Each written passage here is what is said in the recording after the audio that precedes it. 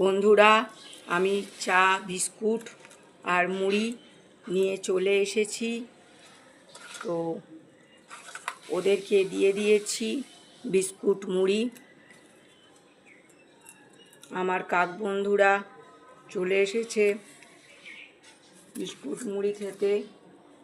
আমি ওদেরকে দিয়ে দিয়েছি। আমি খুব খুশি, ওরা আমার কাছ থেকে মুড়ি বিস্কুট নিয়েছে।